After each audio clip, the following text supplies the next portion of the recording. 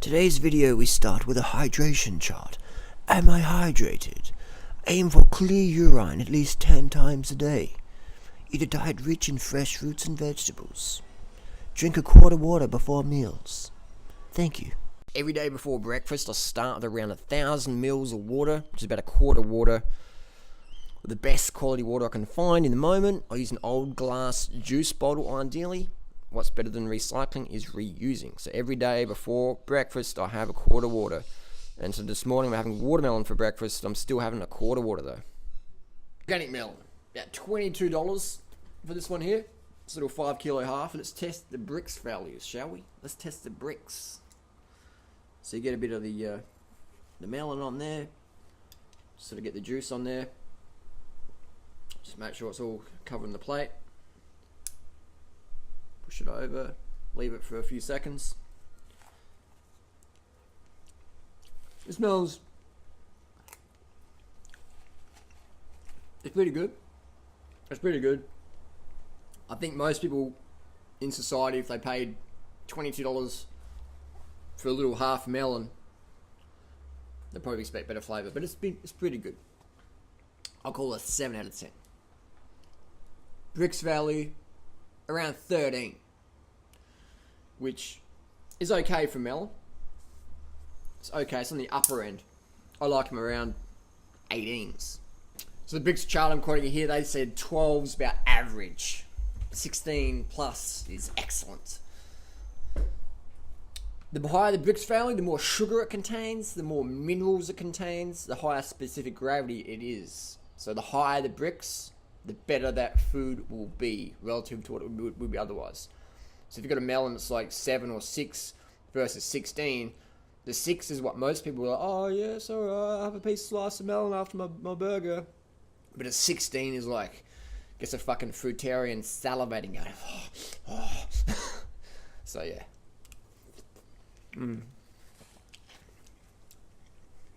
It's alright, it's average, it's good, it's, you know, a bit above average maybe. So it puts the question out there, if people can't afford the fruit, let's say you can afford the fruit, let's say you can afford to eat like Durianrider Freelee, the couple who spend more money on fruit for personal consumption than anyone else in the world, possibly. I'll put it out there as a little bit of a challenge. So if you can afford to eat like us, can you get the quality that really satisfies you? I mean, we're not doing this for weight loss, or we like being lean. So I'll lie there, but you know what I mean? Like some people, they'll do fucking anything for weight loss. They'll drink motor oil for weight loss, or just, you know, it's like cotton balls in fucking orange juice or some bullshit. People are just dangerous, crappy shit. So we're not like that. We like to eat, all right? We like to eat tasty food and lots of it. So let's say you're at that sort of paradigm, you can afford it. This next challenge is, can you get it? Where is this satisfying fruit where you just eat it and go, oh my god, that's it? Satisfaction. A lot of people will eat crappy fruit because they just want to lose weight. We're already lean as fuck, and we're going to stay lean as fuck because we know how to eat healthy, and we prefer fruit, but getting the really quality fruit that satisfies us, that is the challenge here in Australia. And almost anywhere in the world. Thailand is the easiest. The US is pretty good as well. Some really good fruit in the US. I was very surprised. Every year I go back there. Some top-notch fruit.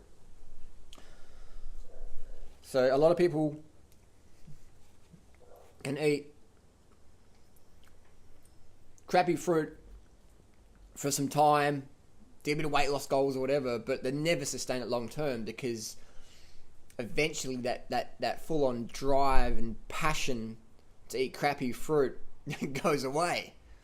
Especially once you have some quality fruit, and then you go back to the shit, you're like, oh my god. It's like when you have a high-level relationship or bicycle or job or whatever you love doing, and then you go back down to a lower level again, you're like, oh, fucking hell, this sucks. I can't do it. You lose that drive. You lose the drive. So that's the challenge, man, is getting that high-quality fruits. And that's why I always laugh at people who critique us for giving people backup plans, but they're eating like us anyway behind the scenes, or they're eating like rancid nut butters or whatever. Most of the time they're eating like us anyway, but they don't want to tell it because they've invested so much money and time in raw foodism or whatever. They don't want to be honest and transparent because they don't want to destroy the illusion. They want to keep the hope up. But I understand where they're coming from. But I think it's better to be realistic, because this is a realistic lifestyle. Let's be realistic with the challenges or situation, inconvenience, can't get the fruit, whatever. And let people be prepared for that, versus pretend we live in some fully raw fairy tale or whatever, but it's never that way, is it? It's never that way. Once we start to dust a bit of the dust off, the shine isn't really there. It's sort of like the gold coating, and I remember I had a gold watch once, and I was like, yeah, I've got a gold watch, and after a few months of wearing it, my sleeve had like worn it down to the silver, and I was looking at it and said, oh, it's not so gold anymore, you know? After a while, you realise it's not as gold as it looks on YouTube or whatever. Reality. So we like to be more real, relate to people. That's why we are who we are. You know, look at my clothing and shit. Look at us. Look at us. Really doesn't wear any full-on foundation makeup or whatever. Or our lighting's so. We like to be more authentic so people can relate to us. Because I think when you can relate to someone, they can carry your message, the message, whatever you want to call it, and incorporate it into their lifestyle. It's a bit like looking for a new hard drive or a solid state drive for your MacBook or your computer. You go on eBay and you read some feedback, and you're like, I can relate to that person. They speak my language. I'm not a computer geek, but that person speaking my language. I can probably put a new hard drive in my computer and make it a solid state or whatever. But if it's this full techno jargon, unrealistic magic that you go, oh, that's amazing. You think that's amazing, but you can't really do it because you can't relate to them. So that's what we're trying to do more and more, is be the everyday person into health, into weight loss, into fitness, drug-free, steroid-free fitness, no EPO. Just giving people some objective, everyday tips. You can see us in the street, you can talk to us anytime. You see us out training, do a U-turn, someone come say good day. Come ride with us the next few hours, whatever, we don't care. If you've got the questions, we'll answer them. Face to face. So that's what we're trying to do, is be more and more authentic, more realistic, and no illusions at all. So we're going to weigh out some bananas here. Going to tear the scale, set it to 0 for this time. Got some organic bananas nicely chopped here, and we're going to tip them on the weigh them out. There's probably a better way to do this, but what I'm going to use is I'm just going to put them in the jug from now on. It's maybe a bit easier, and just minus 600 grams. But so these are organic bananas chopped up. If you chop them up, you can fit more in the blender. You can really pack it in, mash it down. I like to ram it. There's one on the floor. 8-second rule. Give it a bit of a blow. And it's all good. Bit of fibre. Put it on there. Pick up the rest of them. Slap it on this fry pan. Please don't use oil when you fry things up. This is a pan Freelee uses to make some oil-free, sodium-free sauces for her baked potato binges she has every night. Freelee's got an amazing physique. She's so slim because she eats healthy. You have to look at other people who have been doing this lifestyle as long as Freelee. They're still overweight. And you're like, what the fuck are you eating? What are you eating? Doesn't make them bad people, but... So we've got 1,500 grams there. So it's about 1,500 calories bananas. We've got about 100 grams of dried fruit there. That's the fruit-wise straps. It's about 300 calories. So it's 45 grams empty. So we've got 140 grams of sugar there. There you go. So we do the quick calorie math, and we have our smoothie ready to roll. So we've got 1,500, 1,800, about 2,200 calories here for about $25. Done. So got a little spider extraction here. Just use the end of your toothbrush. Just be gentle with him. Looks a bit sleepy. It's slow. Yeah, I think he's... Maybe. It is a bit cold. Oh, hello. Come on, little fella. I think he's a bit slow moving. So we're going to just put him in the little bowl. Actually, we'll keep her on the paper. She's alright. It's actually a female. This is a house spider. They give a bit of a bite, but they are pretty friendly. They don't want to have confrontation. But we'll put them outside.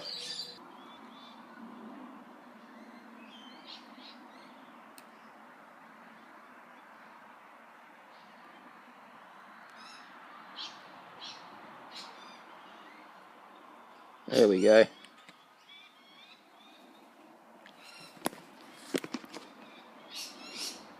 Done. Done deal.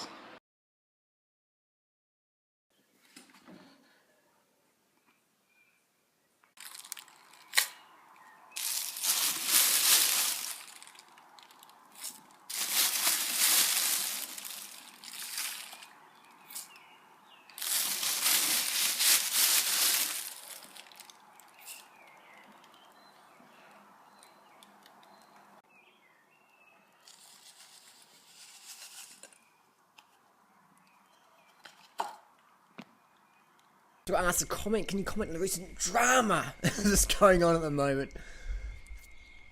First, I want to clarify, don't hate anyone. We are going to share our opinions, thoughts, comments and criticisms, however unpopular they might be. So don't confuse sharing opinion with bashing or hating someone. It's a bit like if your dog does a crap on your lounge room floor and you yell at your dog. Doesn't mean you hate your dog, but you dislike what the dog's doing. Question is, can you cover what ATM said in his recent video saying, Durianrider, please call me? Basically,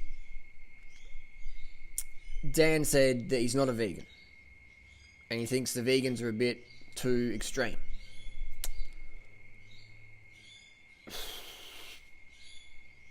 I don't know what to say about that one. Let's cover some points then. Let's be objective. Dan talks about mucoid plaque. Mucoid plaque has been debunked over and over and over. I cycle with some surgeons here and there. Bicycle ride. Surgeons, they're cutting up bodies all the time. Every surgeon I meet, I'm like, oh, you're a surgeon, cool. Have you ever done colon surgery? Bowel surgery? Like, all the time, man. Have you ever seen mucoid plaque? They're like, what? I'm like, like ropes of like old plaque in there. And they're like, what? And I'm like, like there's the stuff you see on those, those cleansers and that. What? They don't know what I'm talking about. What you see with mucoid plaque is the bentonite, clay, herbs and shit that you ingest and you crap them out. That's like a $200 crap right there. That's what you're seeing. So mucoid plaque, debunked. Ask any surgeon. They're cutting up colons all the time. They know what's going on. Dan says that vegans don't get enough cholesterol and you need to consume cholesterol. So I don't understand from where. Dan asked me to call him. I've been writing emails to Dan all year long. I get more emails than Dan gets. And if someone said, Durianrider here, blah, blah, blah, or whatever, I'm going to see that. But now Dan wants to talk after all what's going on. I think it's a bit late. The horse is bolted, man. The horse is bolted with the truth. Basically, we gave ATM, we pointed out that he was selling whey protein back in May. No action was taken until the last few days. I'll give Dan credit for that. But still selling chicken collagen gelatin, pig adrenal extract, etc. Which Dan says that's fine. There's nothing wrong with those products, he says, and that's the same as him selling those as someone having an Amazon account or whatever, which we used to have, selling 80-10-10, promoting that, but because we don't promote 80-10-10 anymore, or Graham, we just took that off. But Dan says that's the same. It's okay if you're selling animal products. It's just exactly the same if you're a snake oil seller selling animal products via your affiliate links as if you were selling a raw food book on Amazon and then people might be able to order stuff on others. That's Dan's comparison. Which is one reason we don't want to associate professionally with people like that, because I don't know. And Dan talks about how he recommends one meal a day. He's only eating 2 oranges today, he says. He promotes calorie restriction. We disagree with that, and we don't want to associate with people like that, at that level. If that's what it takes to be a pioneer at the Woodstock Fruit Festival, we don't want to be part of that. So being demoted is how it's meant to be. Dan brushed over the point that he still sells his stuff. Talks about how bee products are good for you. The amount of people I've known with bee product allergies in the health world over the last decade is enormous. It's enormous. Some people go to hospital with anaphylactic shock. Many people don't. They just get facial swelling or abdominal swelling or nervousness in the brain or whatever, because a lot of the pollens from the bee pollen are actually toxic, like poison ivy, Salvation Jane, oleander, etc. The bees are scraping all this pollen up, then you're consuming that, you're microdosing these toxic pollens, little small amounts, microdosing, and that causes havoc on your immune system. So I don't recommend bee products. Even if the bees came to me and said, hey, we've worked hard for this pollen and honey, we want you to have it, I'll be like, thanks man, but I wouldn't eat that because it's toxic stuff. Why do we need to eat honey when we've got sugar or fruits or dates or whatever? People say, why do we need sugar if we've got dates? Whatever. We don't need to have... Honey is basically sugar that's been vomited up by the bee. People are scared of bugs and creepy crawlies, but they're eating bee vomit. So we say no to honey. It's unethical. It's unhealthy. It's bad for your teeth. Acidic as fuck. This is basically the digestive acids of the bee. Which brings another point is that Christina put out some recipes with honey in there. And then she took that and said, oh, I didn't do that. No, I didn't use honey at all. Durianrider Freelee hacked my email account and put this up on the internet. That's what Christina's saying, which is untrue. I'm not sure why Christina would make up such tall stories like that, but that's what I got in an email just a few minutes ago. So there's a lot of drama going on at the moment. So that's my little comments and criticisms there. I find it disappointing though that people haven't really responded to the drama, the discussion going on. It's just sort of like, can we just get rid of Durianrider Freelee and pretend everything's just going good as normal? Just push him out the way and step in the limelight. And, hey guys, hey. We like to tell our experiences. We like to share our opinion. We like to share our truths. You can't push us out the way and expect we're going to just go, okay, I'll just be like, we're going to stand up and speak for what we believe in. That's what we're going to do. So we don't hate anyone, but we will stand up and express ourselves. That's what we're doing. So don't see it as hating or bashing. It's just sharing the truth. If your dog craps on the rug, you tell the dog it's not acceptable behavior. If people do things to us, we'll stand up and say, hey, that's not acceptable behavior. We won't tolerate that. Thank you very much. So that's why we want to distance ourselves from people that promote calorie restriction, promote animal products, sell animal products, so they don't, but they do. People who make up stories about us on the internet, send emails around to people, say, oh, Durianrider Freelee did this to me or whatever. Stop being a liar. Because end of the day, we've got all those emails, and the truth's the truth. But we're not going to put those emails out. There's no need to do that right now. But I'm sure people can just realise, just be more mature and be civil. Be a little bit more respectful. Just be honest. Just be fucking honest. Just share the truth.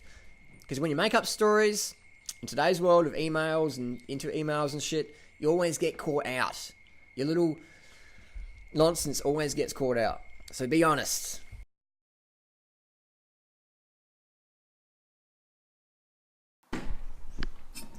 So a little moth stuck in the water canister there. We'll get him out. I'll get him out on the little finger. There you go, little mothy. Here we have footage of Freelee riding up Norton Summit. It's going pretty quick. Some guys trying to drop Freelee. If you're a female cyclist, guys don't want you to ride with them. Pretty much. I mean, they do appreciate your company, but they don't want you making them look bad. So you can see how fast Freelee's going. We're passing other riders. I'm on the back here enjoying the scene. These guys are just trying so hard to get Freelee. Another cyclist we're passing. these guys are very fit. These guys are very fit, but they couldn't drop Freelee. Look at her. Look at her. Just pushing the pedals. Spinning it. So the guy in front of Freelee, he's on a $10,000 S-Works Venge. Passing another rod on the left here. That's a $12,000 BH Ultralight. Look at Freelee, just how quick she passed him. Freelee's vegan 7 years. Look at her. Little legs. Zooming up and down the hill. That's what we're talking about. Another rider just passing people left, right and centre. Here we have some organic polenta. This is cornmeal, certified organic. We always try and use everything organic when possible, especially your staples. Do your best to get organic. This is GMO-free organic corn. This is what Kenya lives on. The Kenyan runners, they live on cornmeal as their staple. Bananas, corn and sugar are the staples of the lean Kenyan runners. If you ask a Kenyan runner, ugali, that's the cornmeal. I'm not going to show you how to cook it up because there's plenty of recipes in the net, but this is cornmeal, very, very slimming food. Get organic. It is extremely slimming, high energy, excellent for next day's stamina. Is it as good as bananas? It's not, but it's pretty close. And it's something good to have in the pantry because it's always ripe. You just put it on the stovetop, cook it up. Just Google up how to make ugali. And it's very easy, it's very cheap, it's very nutrient dense, and it's very slimming. Like I mentioned before, just look at Kenya. Kenya lives on corn. Anyone who says corn is fattening, they wouldn't have a fucking clue. Tell them, have you been to Kenya lately? Do you know any Kenyans? They live on corn. I do. And they're slim and lean. They're like greyhounds. So ugali, there it is there. It's just dried out, crushed up corn, pretty much. Amazing food. So we have here a photo. This is in Thailand last year. I got third in a running race and the Kenyans placed 1, 2. So you got Banana Man versus the Core Brothers. So fruit or starch, be that your staple, you will achieve Olympic level body fat levels in due time. There's no doubt about it. This is how it is. Fruit or starch. Make your choice at mealtime. Understand both will get you lean as fuck. No doubt about it. No doubt about it. If you eat like a fucking Kenyan, you will fucking look like a Kenyan in due time. Please don't write me, why do I look like a sumo wrestler? Well, you're not eating like a Kenyan, are you? Or you're not eating like a fruitarian. Think about it.